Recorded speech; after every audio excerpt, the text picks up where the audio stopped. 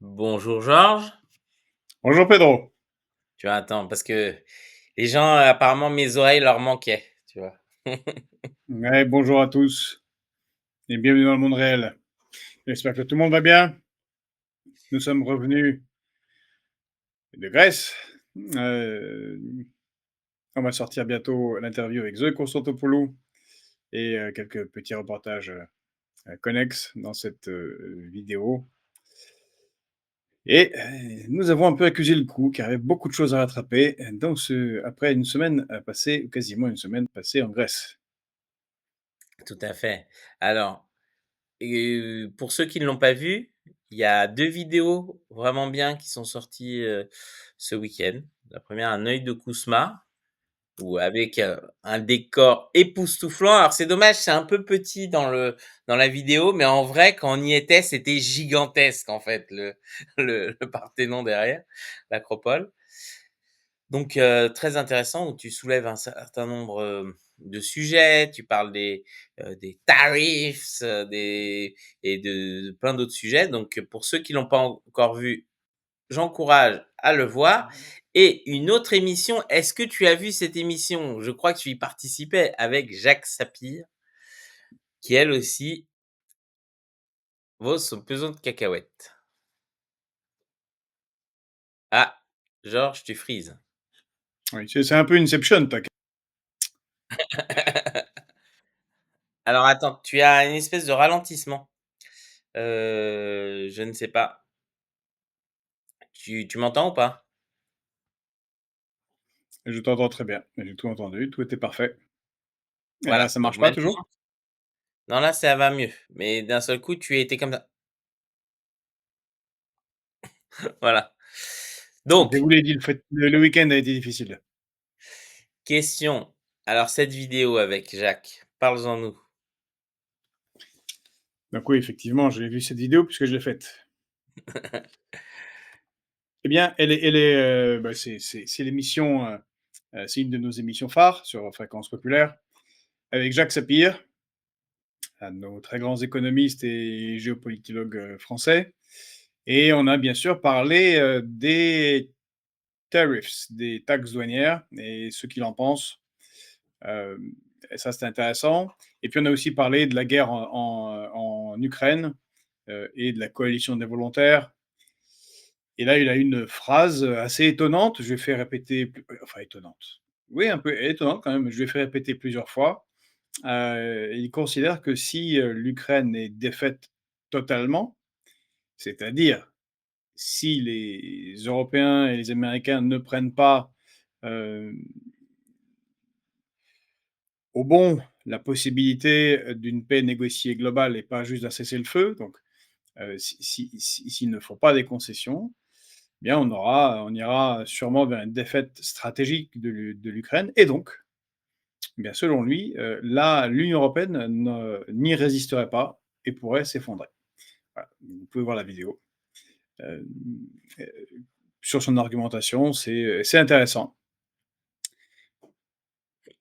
Et c'est en contre, hein, parce que moi j'ai du mal à y croire. Donc voilà, donc on est évidemment pas toujours d'accord, mais c'est un avis très intéressant et assez éclairé.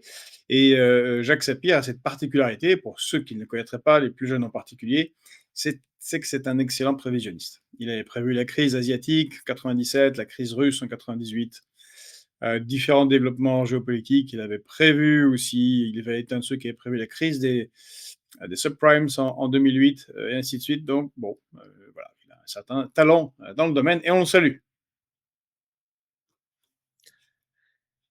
Bah oui, non, tout à fait. Pour avoir monté moi-même la vidéo, je peux dire que ça envoie du pâté, comme on dirait chez les jeunes. Donc, j'en encourage. En plus, je crois qu'elle explose des scores. Et donc, tu vois, on se moque de nous, on dit que la connexion en Grèce est meilleure. Bon, je ne sais pas. C'est peut-être qu'il y avait un peu de gras dans la connexion, non, en Grèce. Bref, non, c'est nul. Allez, on va passer du premier sujet aujourd'hui, qui est, il y a eu 2 rassemblements ce week-end.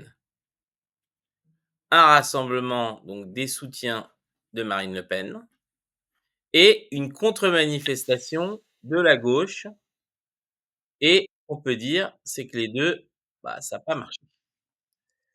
Le RN n'a pas su, mobiliser ses troupes, pour venir défendre Marine Le Pen. Apparemment, il patine là-dessus alors que c'est censé être le premier parti de France et cetera. Mais de l'autre côté, la gauche qui voulait faire un grand truc, c'est super, Marine elle est condamnée et cetera, a fait un flop encore plus important. Ils ont pas réussi à mobiliser alors que traditionnellement les manifestations contre le RN marchent plutôt bien. Et il faut rappeler que la première manifestation contre l'inéligibilité, je crois, de Jean-Marie Le Pen, il y a, dans les années 90, avait réuni à l'époque 10 000 personnes. C'est-à-dire que Marine fait moins que son père, alors que son parti était beaucoup plus petit à l'époque. Donc qu'est-ce que tu peux nous dire là-dessus, Georges? Bon, je me risquerai pas à cette comparaison, Pedro, pour tout un tas de raisons sociologiques. Mais effectivement, les 2 rassemblements n'ont pas été, extraordinaires et c'est surtout problématique pour la gauche, et ceux qui ont appelé à cette manifestation. Pourquoi? Parce que le RN, c'est pas vraiment un parti de manifestation et c'est pas du tout dans l'ADN, de la droite en général, encore moins dans celui du RN. Ils font pas ça, ils savent pas très bien faire. Et puis, dans Paris et dans la proche, banlieue parisienne, c'est pas là non plus où ils ont plus de militants et de troupes. Et en termes de même s'il y a eu quelques améliorations en termes de vote, ça c'est assez, c'est moins bon qu'à l'époque de Jean-Marie Le Pen. Paris, c'est encore plus, gentrifié, il y a encore moins de catégories populaires, heu, ou de potentiels électeurs du RN qu'il y en avait avant, mais c'est pas extraordinaire, hein, voilà. Il faisait beau, c'est pas leur truc. Ce qui est moins terrible, c'est la manifestation, de gauche. Mmh. Moi, j'ai même été surpris que la France insoumise, le fasse puisque, Jean-Luc Mélenchon, n'a pas été radical sur la question de l'inéligibilité de Marine Le Pen, et pour cause, il est lui-même dans un procès du même acabit et un peu pour les mêmes raisons, même si c'est bien moindre, que Marine Le Pen et le Rassemblement national. Voilà, il s'expose quand même, à des explications complexes à donner, au cas où un jour, cette procédure irait à son terme et qu'il serait condamné d'une manière ou d'une autre. Alors le mot d'ordre, je crois, dans la manifestation de gauche poussée par Europe Écologie Les Verts et la France insoumise, auquel n'a pas participé d'autres groupes de gauche, hein. C'était, je crois que le Parti socialiste et d'autres n'ont pas voulu participer à ce rassemblement. C'était, la lutte contre pour l'indépendance de la justice. Donc soi-disant, c'était pas contre le Rassemblement, national, sauf que c'était contre l'extrême droite et pour l'indépendance de la justice. Ce qui est c'est comme tu dis, je pense que ils ont voulu faire quelque chose de massif et ils se sont plantés. Heu et c'est vrai que là-dessus et je suis d'accord, par contre, c'est ce qui est intéressant, c'est sociologiquement par rapport à ce que tu disais sur le RN n'est pas un parti de manifestation. Ils ne savent pas, faire descendre les gens dans la rue. C'est pour ça, pour moi, que probablement ils n'ont jamais réussi à renverser la table, dans le rapport de force avec le gouvernement, c'est qu'ils ne sont pas capables de faire descendre les gens dans la rue et bah, ça fait partie de leur défaut. Peut-être on doit comment ça s'appelle? S'en réjouir, hein, qu'ils aient cette incapacité à faire descendre les gens dans la rue. Mais effectivement, voilà, on peut pas dire que certains ont dit que les ça et alors la gauche s'est moquée des rassemblements en particulier les députés de la France insoumise se sont beaucoup moqués du Rassemblement national, sans montrer qu'eux-mêmes ils avaient raté leur, propre, comment ça s'appelle? Manifestation. Donc, il y avait un côté un peu, heu, duel de pouilleux, si je peux dire ça comme ça. Enfin bref. Est-ce qu'on peut passer au sujet d'après? Juste, pour préciser, tout à l'heure, on va en parler beaucoup avec, Gilles Casanova de ce sujet et juste je rappellerai que, en 2019, Mélenchon et la France insoumise avaient, protesté et manifesté contre le lawfare et remettaient en cause l'indépendance de la justice. C'est pour ça que bon, c'est un peu, ça va être un peu compliqué à justifier que d'un côté, la justice est indépendante et de l'autre côté critiquer l'indépendance de la justice comme ils l'ont fait et je pense à raison, à plusieurs reprises. Allez, la suite. Alors la suite, c'est il y a quelque chose qui se passe sur les marchés, boursiers internationaux. Donc c'est en cours, hein, le CAC s'effondre, les bourses en Asie s'effondrent. Ça semble être en réaction, justement à la guerre commerciale, donc démarrée par, Donald Trump. Est-ce que tu as quelque chose à nous dire là-dessus? Clairement, il se passe quelque chose. Heu, alors, les analystes boursiers craignaient, un Black Friday. C'est pour ça que c'est intéressant aussi pour ceux qui ne l'ont pas vu d'aller voir l'interview de Jacques Sapir, qui lui, considère que ce n'est pas, grave structurellement pour, l'économie mondiale. Heu et bien évidemment, heu, ça ne remet pas en cause son analyse, je le crois.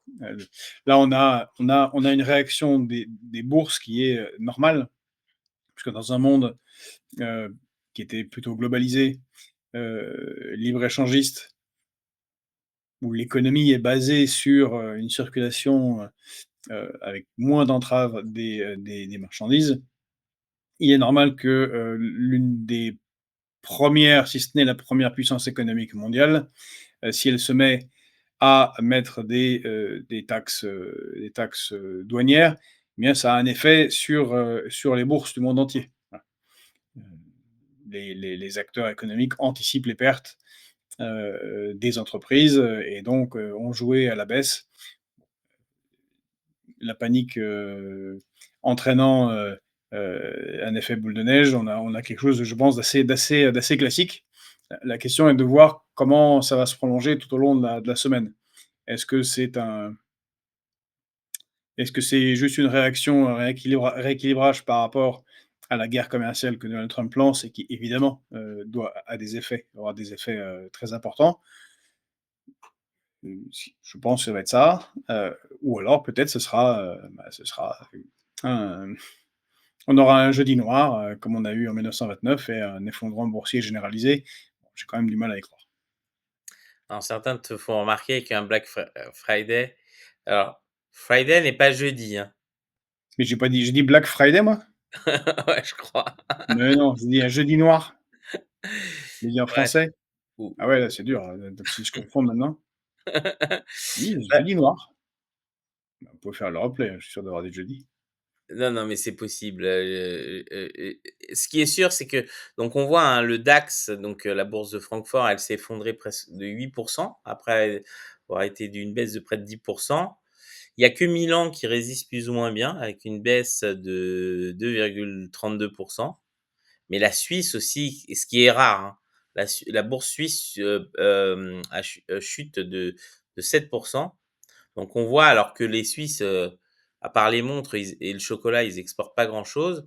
Ça veut dire que les capitaux, qui sont détenus en Suisse, s'interrogent. Et effectivement, en Asie, ça a été assez violent, heu, puisque 8% je crois pour Tokyo, Séoul 6,5 et cetera. À Hong Kong, c'était presque 13% de baisse, 8% à Shenzhen et cetera. Donc on va voir, et ça a fait baisser le baril de pétrole, donc qui a perdu plus de 16%. Donc C'est ce que voulait Donald Trump, vous vous souvenez, tout au début, quand il menaçait la Russie, il voulait que baisser le baril du pétrole pour, atteindre la Russie. Oui, bon, ouais, job's done. Mais mmh, c'est logique, hein, le baril du pétrole, baisse quand l'activité économique est en berne, ou qu'il y a une anticipation de baisse de l'activité économique. Maintenant, i les analystes le feront, plus tard. Est-ce que c'est exclusivement lié à la guerre commerciale, initiée par Donald Trump, ou est-ce lié à des problèmes structurels de fond de l'économie américaine? C'est aussi fort possible et c'est pour moi au moins lié. Je vous renvoie à la vidéo qu'on a faite là, justement, avec l'acropole, en décor, l'œil de Kousma.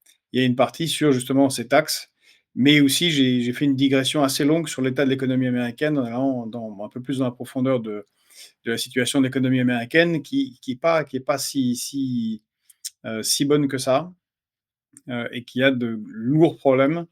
Les effets conjoints font que, voilà.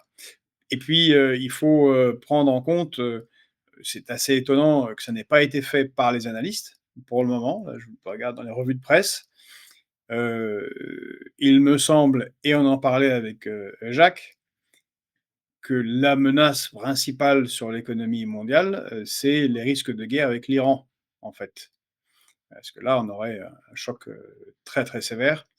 Hem et bah, ça aussi, ça s'ajoute, heu, chez les analystes, chez les acteurs, boursiers, et comme l'a dit Jean-Pierre Leroux, ça concerne quand même principalement des gens très, très aisés, hein.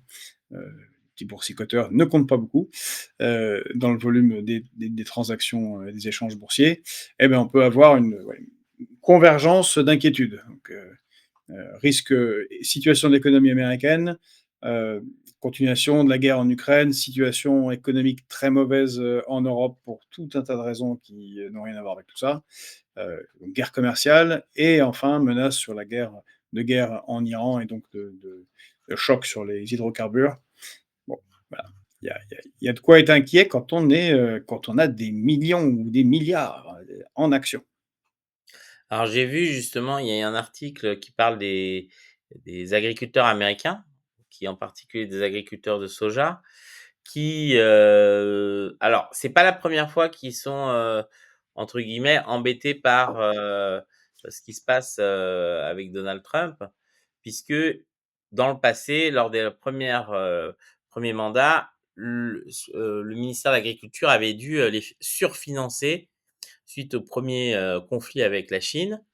Et en fait, le problème, c'est que eux, ils exportent beaucoup vers la Chine justement, c'est un de leurs marchés, et ils disent: «Bah, avec les droits de douane, bah, on favorise nos concurrents, et c'est très, très cher et très compliqué de trouver des clients», et que donc ils savent pas trop comment ils vont, réussir à s'en sortir, avec le paradoxe qui est qu'ils ont voté massivement pour Donald Trump. Donc ils sont pour les droits de douane, mais pas forcément sur leurs produits à eux.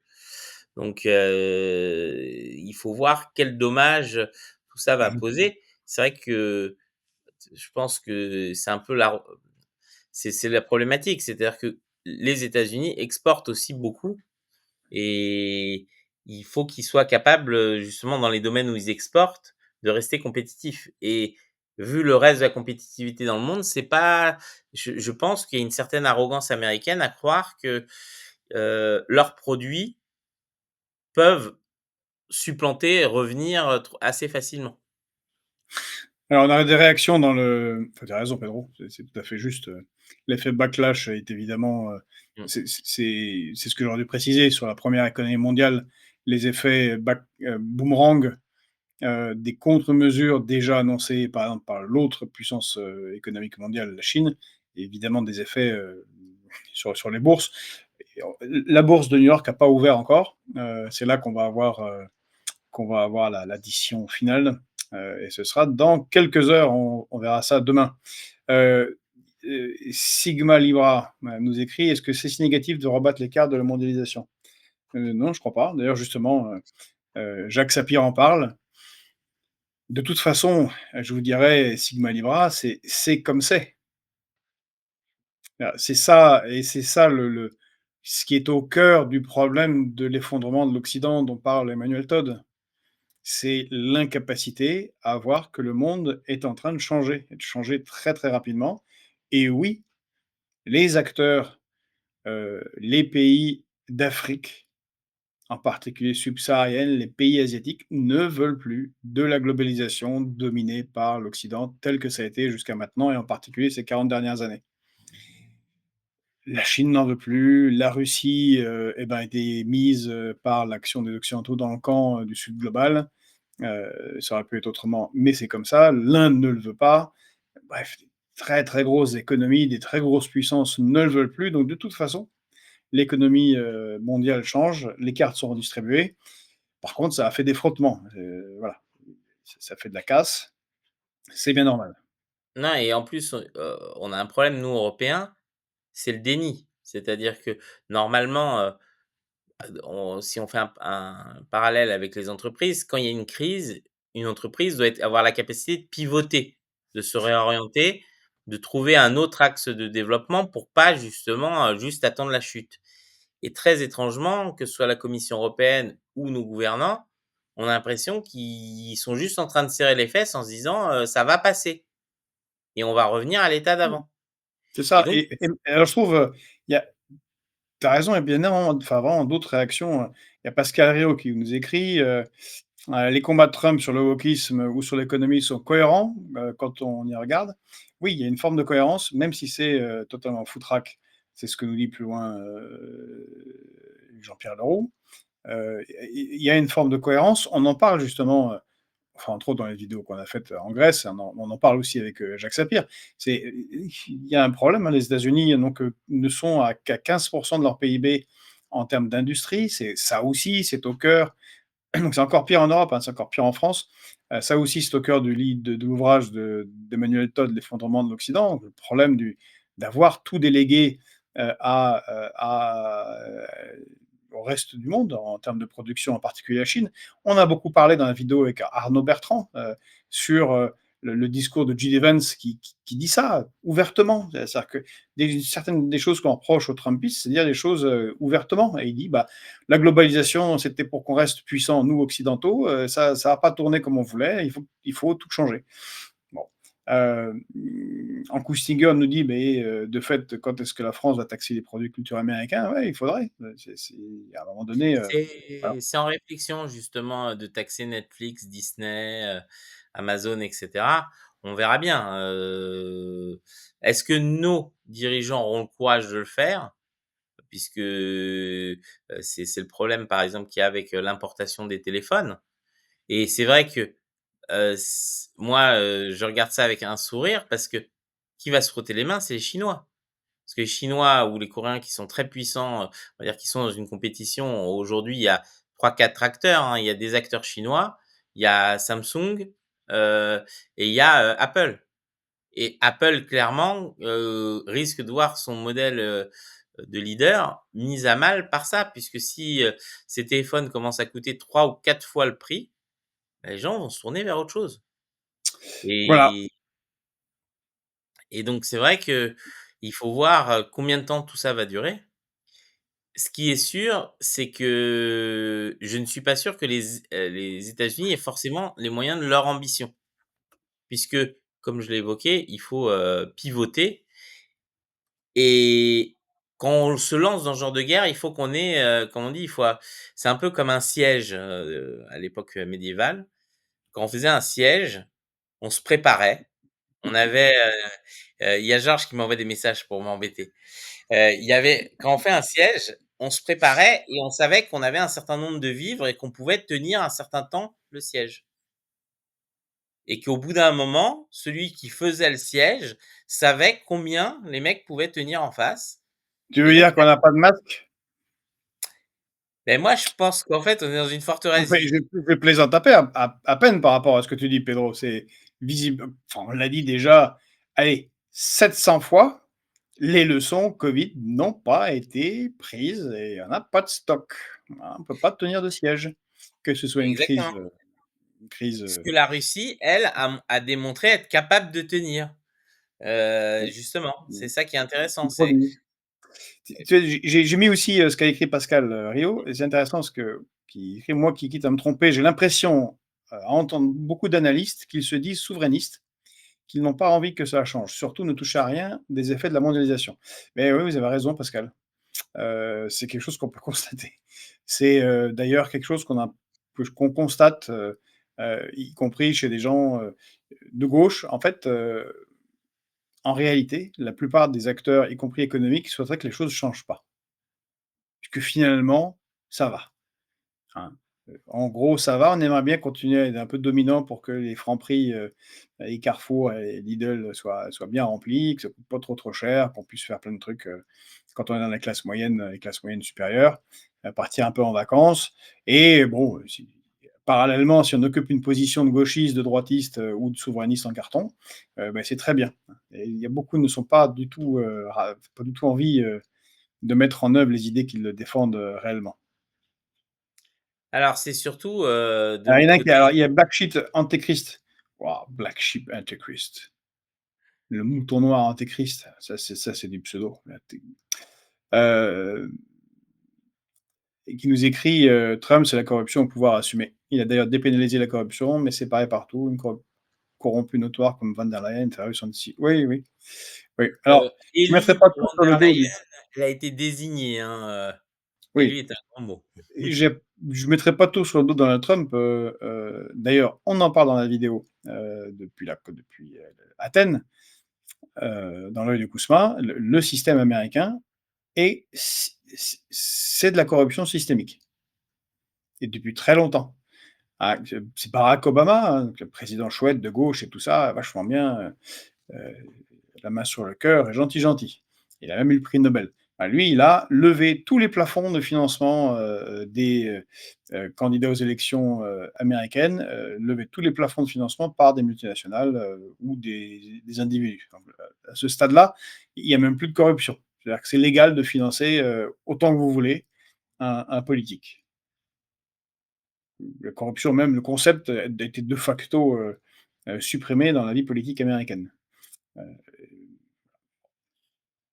Non, alors je vois, c'est Yolazia Loyasia, qui dit: «Boycotter les produits, américains» et d'ailleurs, ça me permet de le dire, peut-être que, dans à court terme, nous, on se passera du YouTube ou on diffusera sur d'autres plateformes parce que rien ne dit qu'aujourd'hui, quand on est, une entreprise française qui génère des revenus, sur YouTube, bah, il y a une exonération, d'impôts. Donc qui puisqu'on considère qu'on paye des impôts dans le pays, dans lequel on réside fiscalement. Mais ça peut changer. Dans ces cas-là, bah, peut-être que voilà, c'est et ça obligera aussi, aux gens à s'adapter et nous, on s'adaptera. Mais c'est vrai que voilà, ça crée on va dire une incertitude et je pense que c'est ça que tu évoques. Le gros problème, c'est que les gens sont partis du principe que tout ça était gravé dans le marbre et ne changerait pas. Et personne n'a réfléchi au plan B. C'est un peu comme l'histoire de, on supprime le nucléaire, c'est quoi le plan B? Et en fait, il y a pas de plan B, en fait. On voit que les gens se disent: «Il y aura pas de problème» et mais oui, c'est exactement ça. D'ailleurs, c'est intéressant, Christophe, il y a vraiment plein de commentaires intéressants. C'est Christophe Gavalda nous écrit: «Bonjour, peut-être est-ce également, le système néolibéral qui s'effondre, encouragé par les changements géopolitiques impulsés par les BRICS?» Oui, c'est très exactement ça. C'est l'analyse qu'on avait faite, à Kazan, quand on est allé au sommet des BRICS, avec Pedro en octobre-novembre, 2024. Heu, oui, il y a de ça. Et en fait, même les plus révolutionnaires des gauchistes et les plus droitistes des droitistes et les plus, indépendantistes des souverainistes, bah, quand même,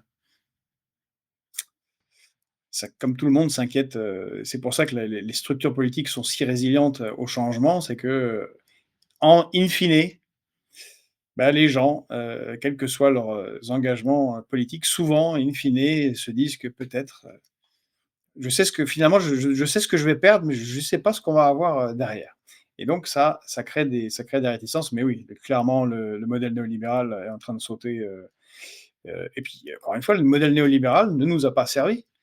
On avait un capitalisme national et industriel, qui était celui des années 50, 60, 70 jusqu'au milieu des années 80, qui fonctionnait très, très bien avec des systèmes et Jacques Sapir le rappelle, avec des systèmes de taxes douanières, qui ont permis, le maintien ou l'industrialisation des pays. La France et l'Europe en particulier n'ont pas gagné en fait avec cette mondialisation. Alors si, il y a une forme de gain, mais de gens sous perfusion, de travail d'autres, d'une dette colossale qui s'est accumulée et de désindustrialisation. En fait, c'est une bonne chose, je pense que, voilà, même si ça va faire des remous assez sévères. Mais ce que tu dis est vrai parce qu'il y a un ressort psychologique très fort, à vouloir maintenir un statu quo même s'il est négatif, c'est la question par exemple de Schengen. On l'a vu, des souverainistes au moment du Covid, quand il y a eu un retour des frontières et que c'était plus difficile de passer d'un pays à l'autre. «Ah mon Dieu, on attente à ma liberté et je dois faire la queue pour passer, le poste aux frontières».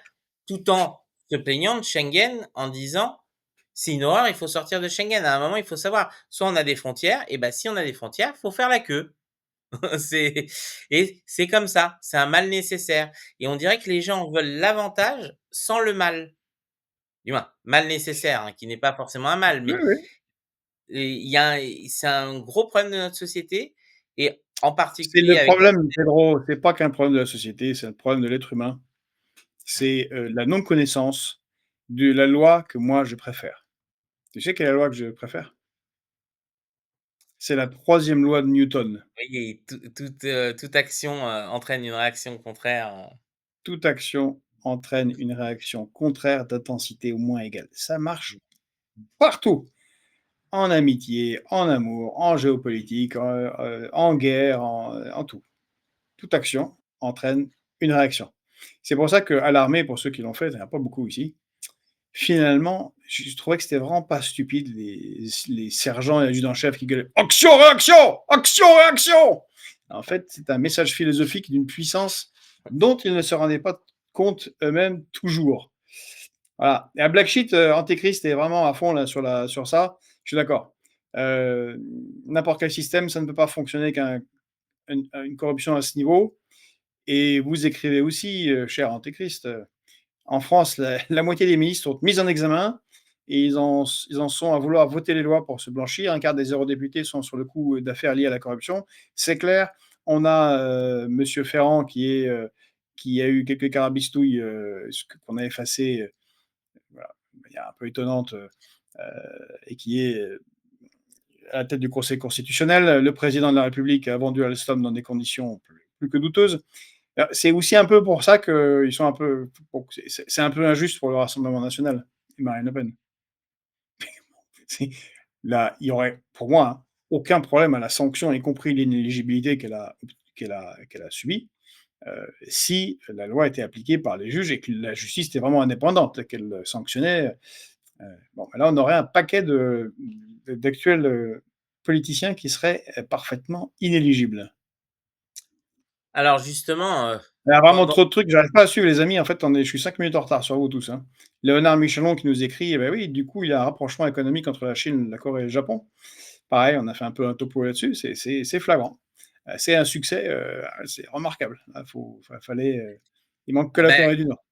certains accusaient, Trump d'être un agent russe, je vais finir par croire que c'est un agent chinois, hein, parce que effectivement, il toutes les actions vu la puissance à l'heure actuelle de la Chine et justement ça me permet d'enchaîner sur, le prochain sujet alors qui, je pense, sera retraité avec, Arnaud Bertrand parce qu'il y a eu beaucoup de choses là-dessus. Mais faut voir, les Chinois ne vivent pas dans le même siècle que nous et ils donc Il y je a vraiment on va pas arriver à faire les sujets, je crois, aujourd'hui, hein. Il nous reste 25 minutes avant l'arrivée de Gilles. Mais j'aime bien oui, beh, la c'est on en a parlé le tout à l'heure ça. ouais, ouais, bah, c'était ça. Ah, c'était ça. Bah, voilà. Eh beh, oui, vous avez raison. Et bien en dessous, est-ce que tu as vu ça? C'est, Sigma Libra. Très bon. Oui, C'est voilà, oui, voilà, oui, c'est le problème de schizophrénie généralisée en ce moment dans la société occidentale et en particulier en Europe. C'est du même ouais, ordre et c'est Sandrine Rousseau qui se plaint donc, d'une baisse du marché mondial alors qu'elle est pour la décroissance. Là, franchement, c'est comme les Russes qui sont au bord de l'effondrement, mais qui en même temps vont envahir l'Europe. Voilà. Sandrine Rousseau, là, c'est fort, j'adore. Je l'avais raté, et peut-être merci vitesse Sigma comme le Libra. tour. Les Russes s'effondrent comme ça vers l'ouest, tu vois? Donc c'est pour ça, ils vont envahir en s'effondrant, tu vois? C'est le Mordor, tu vois? Ça tombe comme ça. Non, c'est n'importe quoi, mais effectivement, c'est parce que Sandrine Rousseau, elle est pavlovienne, c'est-à-dire si Trump dit un truc, il faut dire le contraire. Donc mécaniquement, ils ne peuvent pas voir que, bah, si c'est une bonne chose, justement, le libre-échange a été une catastrophe pour les peuples, donc c'est bien d'en sortir. mais comme c'est Trump, c'est pas bien. Eh Donc oui. il y a la bonne Et sortie du là libre-échange et la mauvaise sortie du libre-échange. Black Sheep, vous avez tort. Black Sheep, pardon. Et oui, c'est une référence, Antéchrist, c'est une référence à Nietzsche. Le problème du nucléaire, c'est l'OCDE qui le chiffre selon l'organisation. Il ne reste que 50-70 ans de réserve d'uranium exploitable. Ouais, mais ça, c'est pas grave. Parce on peut fonctionner avec les réacteurs de quatrième et puis de cinquième génération sur le MOX, c'est-à-dire sur les réserves qu'on a et sur les déchets nucléaires. Et puis après, il y a des centrales au thorium sur laquelle la France travaille avec la Chine. La Chine a ouvert 2 centrales au thorium. Et puis après, là, il y aura la fusion nucléaire sur laquelle avancent certains pays. Et là, on a besoin d'eau. Enfin, on a besoin d'hydrogène. Donc Il j'évoquais que la n'y a pas de Chine, problème. elle, ouais, Allez. est pas dans le même siècle que nous, clairement. Alors est-ce que c'est nous qui avançons plus ou est-ce que c'est eux qui avancent trop vite? Mais voilà, donc on pour ceux qui vont sur les réseaux sociaux, donc c'est pas de l'IA. Alors bien sûr, quand je veux montrer la vidéo, ça ne marche plus. Voilà. Donc voilà, en Chine, il y a déjà des camions autonomes comme ça qui se promènent dans la rue. Mais pas que. C'est-à-dire qu'il y a aussi les Chinois, ils lancent alors attendez que j'ai perdu mon lien, mais ils ont lancé les premiers taxis, volants, comme ça. C'est-à-dire que maintenant on peut prendre, et ils sont Non seulement volant, mais autonome. oui. Non mais Dans tu sais 2 que villes. je pense C'est sci-fi à fond. oui, mais justement, tu sais que Nous, on je avait pense vu ça dans c'était quoi? C'était oh mon Dieu, Rutger Hauer. non mais c'est Dans Blade dans Runner. Blade Runner, voilà, Blade Runner. Mais oui, mais tu sais que dans Blade Runner, il y a des panneaux géants comme ça, tu sais, en LED sur les bâtiments et ils ont déjà ça en Chine, à Shenzhen. Tous les buildings ont des trucs de LED. Donc moi, je pense qu'il doit y avoir un fan de Blade Runner, au sein du tu vois, du du plus Du haut, parti communiste chinois.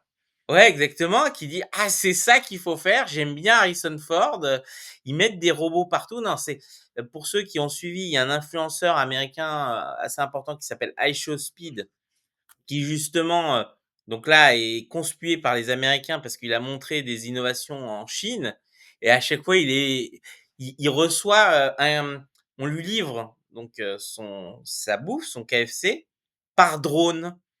C'est-à-dire qu'il commande dans une espèce de petite guérite comme ça et il y a un drone qui arrive et qui vient et qui met une boîte dans le truc et il récupère sa nourriture et le mec il fait: «Oh!» et en fait, il y a plein de séquences comme ça où il voit des robots dans la rue et tout et quand on voit ça, on se dit: «OK, ils sont pas du tout au même niveau de développement que nous, ça c'est clair». Et en plus, ils avancent très vite. Alors certains diront: «Oui, mais c'est plus facile, heu le comment ça s'appelle? Il y a pas de démocratie et cetera».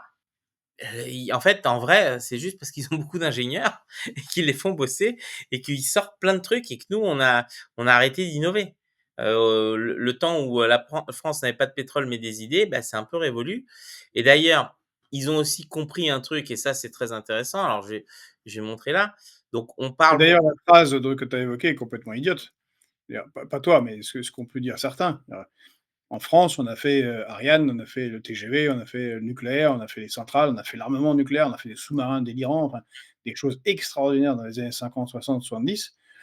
Que je sache, c'était plutôt une démocratie.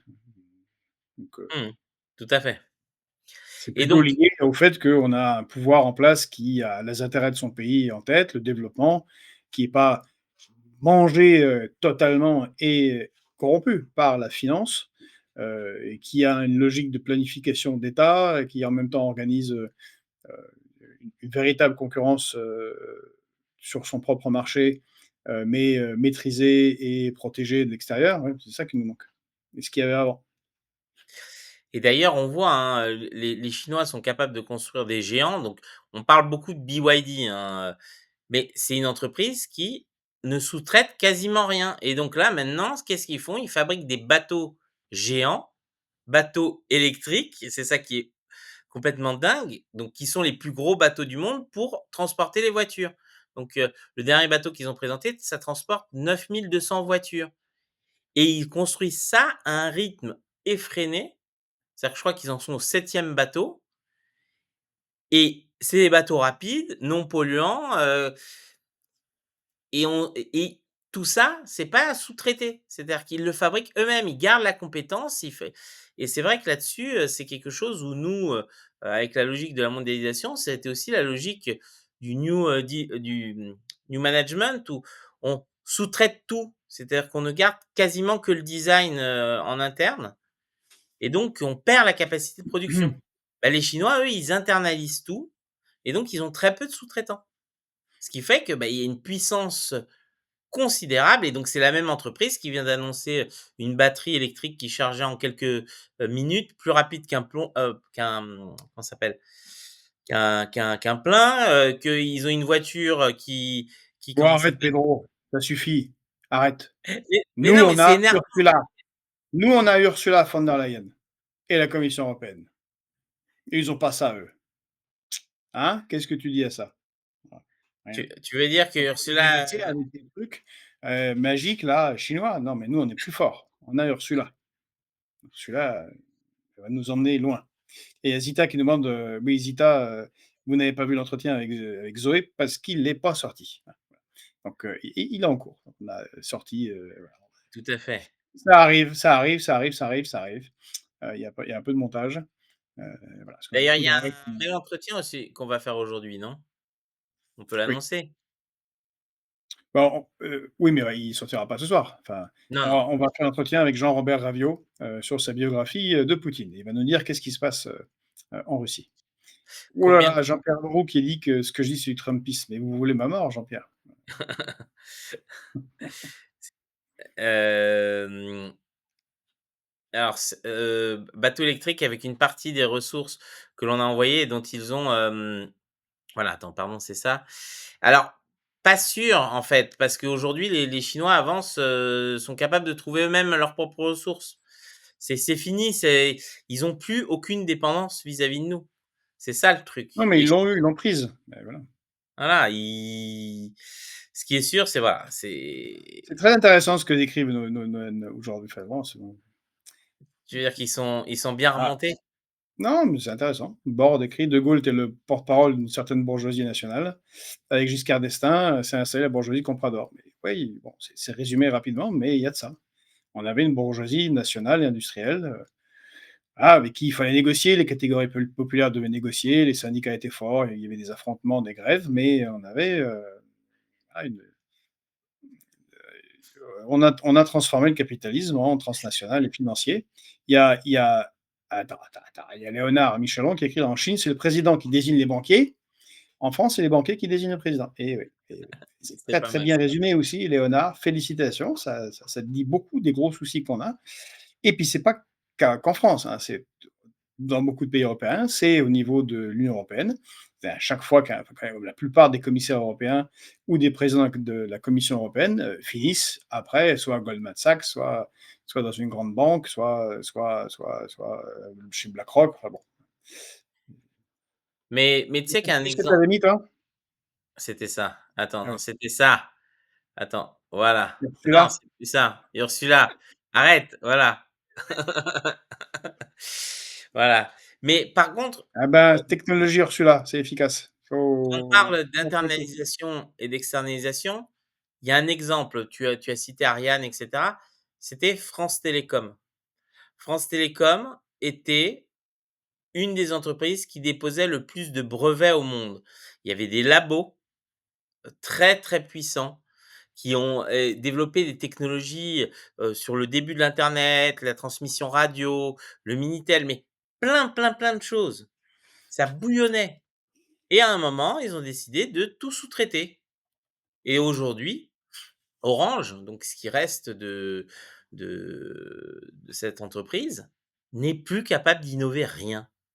Très, très peu, à la marge et toutes les innovations qui poussent généralement, c'est par acquisition externe de mini start-up ou de trucs comme ça et plus du tout en interne et ils ont perdu leur capacité industrielle et c'était un fleuron français de communication par satellite et cetera.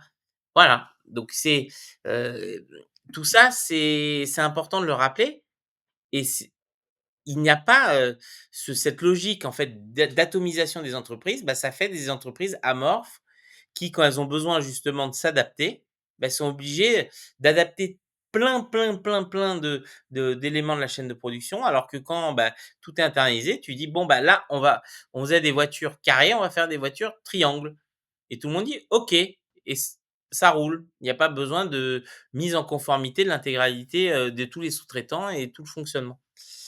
Voilà, il y a le Nietzschéen, en forme, du chat, Black Sheep, qui nous dit, voilà, ça le dépasse cette corruption et que ça va mal finir, c'est obligé. Il y a beaucoup de chances que ça finisse comme ça.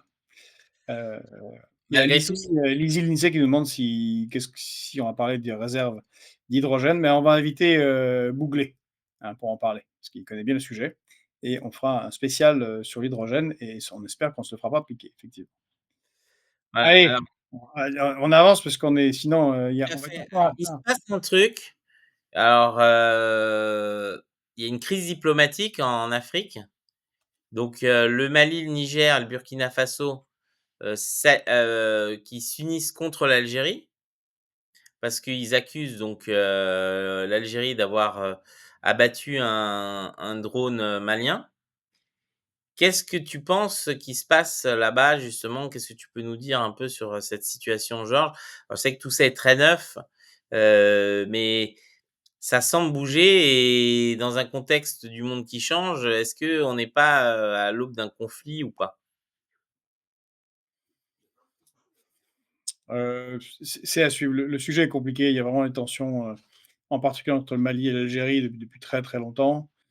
Heu il faut rappeler en janvier, les 3 pays dont on parle, le Niger, le Burkina Faso et le Mali, ont quitté, la, CEDEAO,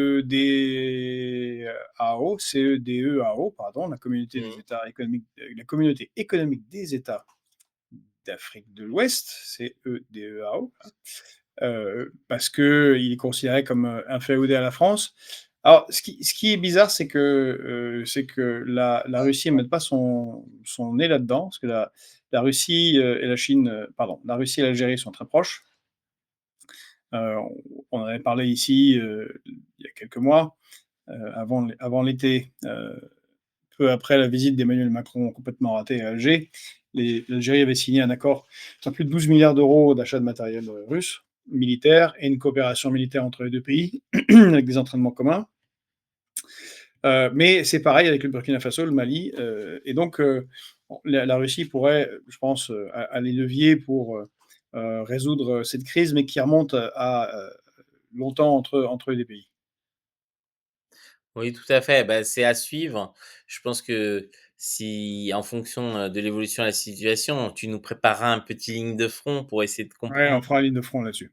parce que effectivement, ça pousse beaucoup et on sait que tu parlais de la Russie, mais les pays, le Mali, le Niger et le Burkina Faso, si je me trompe pas, sont pas aussi, très du moins, discutent beaucoup avec la Russie. Donc c'est ce qui se passe là-bas et mérite d'être surveillé.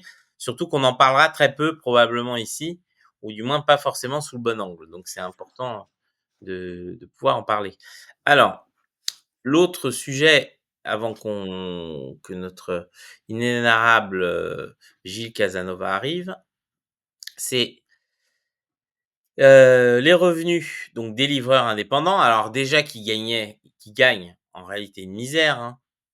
Heu, ces livreurs alors, c'est intéressant parce que déjà, à la base, ces livraisons devaient être faites à vélo. Aujourd'hui, on en trouve très peu qui sont en vélo et ils sont tous en scooter. Mais Ouais, surtout du vélo électrique, il y a du vélo électrique. oui aussi, mais on se rend compte que, bah, comment ça s'appelle? Leurs revenus ne font que baisser, donc déjà qu'ils étaient, semi-esclaves, ça continue et donc on est sur des travailleurs pauvres qui doivent travailler de plus en plus dans des conditions souvent, déplorables, avec très peu de droits sociaux puisque le fait qu'ils soient indépendants font qu'ils ont pas de chômage, ils ont pas grand chose. Et au final, ils peuvent pas s'en sortir. Donc est-ce que, il faut pas remettre ça un peu, d'équerre et beaucoup disent que c'est du salarié déguisé, puisque c'est les plateformes qui imposent les tarifs, de livraison et cetera. Est-ce qu'il n'est pas le temps de changer ça puis pour éviter justement une crise sociale importante avec, toute cette main-d'œuvre? En sachant qu'en plus, une grosse partie de cette main-d'œuvre vient de l'immigration illégale puisque, il y a qu'eux qui acceptent, malheureusement, de travailler dans ces conditions-là. Alors malheureusement, qu'on s'entende bien, quand je dis malheureusement, heu, c'est par rapport aux conditions de travail, hein. C'est théoriquement, c'est des métiers moi, je ne comprends pas, je vous cache pas que si j'habite à 200 mètres d'un restaurant, je ne suis pas capable de prendre mes petites jambes, de descendre et d'aller chercher, de téléphoner au restaurant, dire: «Je viens chercher ma commande». Mais bon, il y a des gens, surtout dans les zones urbaines, à Paris, c'est incompréhensible. Au contraire, c'est bien, c'est de bouger, descendre, de marcher un tout petit peu, voilà. Mais c'est l'évolution de la société, il y a des en particulier la jeunesse ne se bouge plus, donc elle aime bien comme ça commander. Mais tu as raison, Pedro. Moi, personnellement, je n'ai jamais eu de compte Uber Eats, ni aucun de ces trucs-là.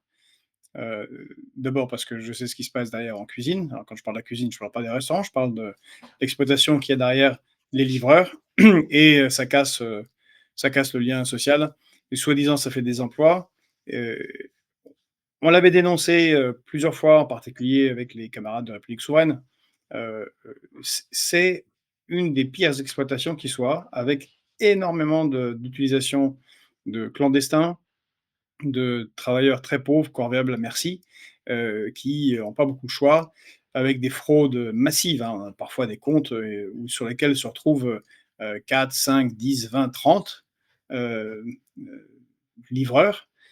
Ça vient une personne qui les exploite. Alors non seulement c'est pas bien payé, mais là, une partie des revenus sont pris par celui, une sorte de macro, quoi, en fait, macro de, de livreurs qui exploitent leur travail et des gens qui peuvent peu se plaindre.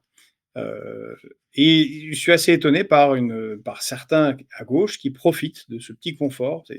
C'est vraiment l'exemple même de l'hédonisme occidental et des contradictions de certains à gauche qui aiment bien se faire livrer des trucs, c'est sympa et tout. Ils ne font pas l'effort, comme tu dis, de descendre, aller chercher eux-mêmes, à maintenir le lien social, et en même temps, lutte contre l'exploitation. Lutter contre l'exploitation, c'est arrêter ça. Et si les salaires augmentent et ça devient un travail décent, vous allez voir que ça va un peu disparaître parce que ce ne sera pas rentable. Hein. C'est un système qui fonctionne sur l'exploitation de gens qui n'ont pas de moyens de se défendre. Donc c'est du salaire de la misère, c'est du sang. Voilà, quand il y a un sac Uber Eats qui arrive et Deliveroo qui arrive, il y a des gouttes de sang qui coulent du sac. Alors, la métaphore, peut-être, vous ne la voyez pas, enfin, pas une métaphore, mais la référence, vous ne la voyez peut-être pas, c'est Jack London dans Martin Eden. Quand Martin Eden rejoint, c'est quelqu'un qui vient des milieux populaires en Californie au début du XXe siècle, pardon, le personnage de Jack London, et qui est tombé amoureux d'une très riche bourgeoise américaine. Il est invité pour parler avec sa famille. Il leur explique, un peu énervé à la fin du repas, eh bien qu'il dit c'est très beau chez vous, votre table est magnifique, il y a un beau service, on mange très bien, le décor est extraordinaire, le papier peint superbe, mais moi je vois le sang qui dégouline sur les murs, je vois le sang de l'exploitation qui ont permis tout ça. Voilà. Et ben, les services Uber Eats, c'est la pure exploitation. Non, c'est bien de le dire, hein, et alors je vais pas faire de la propagande chinoise, mais les Chinois, eux, ils ont réglé le problème. Ils ont des drones. Merci Pascal. Donc donc au final, bah, eux, ils n'exploitent plus. Comme quoi, les horribles, régimes communistes autocratiques, pensent plus au bien-être du travailleur que nous. Alors, plus un autre sujet, par rapport, alors, on va dire c'est un peu cocasse, mais on voit les effets, parfois de la propagande et de la contre-propagande. Donc, Robert Kennedy Jr. qui est très, très anti-vaccin, alors on ne parle pas du vaccin Covid, hein, on parle de tous les vaccins, qui avait fait campagne et cetera, est bien embêté parce qu'il y a une épidémie de rougeole, aux États-Unis, maladie qui avait été éradiquée dans les années 2000 grâce à quoi? Au vaccin, et donc il revient et il y a des gens et des enfants qui commencent à mourir et voilà et aujourd'hui et donc maintenant il est un peu en train de changer de braquet en disant: «Ah bah, en fait, le truc le plus efficace pour lutter contre la rougeole, c'est la vaccination». Tout en ayant critiqué et surfé pendant des années sur, le fait que c'était horrible et que la vaccination, ça crée l'autisme et cetera. Il se rend compte maintenant, bah, qu'il y a pas d'autre solution. Donc je trouve ça un peu cocasse parce que c'est face au mur du réel parfois que certains, arrêtent de raconter des conneries. Oui, et il y a eu, souvent cette période covid a été, vraiment, catastrophique, pour le vaccin en général et les pouvoirs publics, non seulement les anti-vax cinglés, hein, je parle pas de ceux qui critiquent seulement le vaccin Covid, je parle de ceux qui sont réellement anti-vax, totalement anti-vax, parce que c'est mal, que c'est antéchrist, qu'il y a de l'aluminium, tout ça, tout ça, tout ça, c'est horrible. Ah ben, les pouvoirs publics, en particulier en Occident, n'ont pas été très malins. À commencer par Emmanuel Macron, euh, en faisant des vaccins qui n'en sont pas réellement, puisque ce qu'on a eu pour le Covid, c'est pas un vaccin, c'est un détournement. Au final, maintenant, on sait ce que c'est. C'est un détournement de termes, ce qui n'empêchait pas la transmission et n'empêchait pas la propagation de la maladie. Donc, c'est un vaccin, pas un vaccin, ça. C'est éventuellement un sérum qui permet d'éviter des cas graves, mais ce n'est pas un vaccin. Et donc, ça a considérablement nuit au vaccin et aussi la réforme qu'a fait Emmanuel Macron ici. Parce qu'ils ont fait une loi, vous savez, la loi qui a augmenté le nombre de vaccins euh, obligatoires. Et ben cette réforme, elle est pas, enfin, ils sont plus réellement obligatoires. C'est écrit obligatoire, mais c'est plus obligatoire parce que les sanctions ont de non-respect des de vaccination des enfants, eh bien, ne sont plus comme elles étaient avant. Avant, c'était prison et des peines d'amende très très élevées. Résultat des courses, eh ben, on a un retour, y compris en France, de cas et pareil, de rougeole et de maladies qui étaient éradiquées, ce qui est une chose, assez catastrophique. Oui, tout à fait. Bah, là, je montre un article justement, il y a eu un cluster au salon de l'agriculture. Alors qu'on est dans un pays où on est censé avoir la vaccination obligatoire, sur, l'aurore et donc on ne devrait pas avoir de cluster et donc c'est vrai que ça Oui, devient et puis il y a une question de Catherine qui pose la question: «Comment se fait-il que maintenant le rougeole tue alors que dans les années 60 on s'en remettait très bien?» Et oui, vous savez, vous avez le problème de la fin de c'est c'est toujours le souci. Si vous avez un système qui, supprime la la maladie, bah, quand elle revient, elle frappe beaucoup plus fort. oui, puisqu'on n'a plus d'immunité. Bah, ceux qui ne sont pas vaccinés. Si Tout ceux à qui sont fait. vaccinés, ils ont pas ce problème.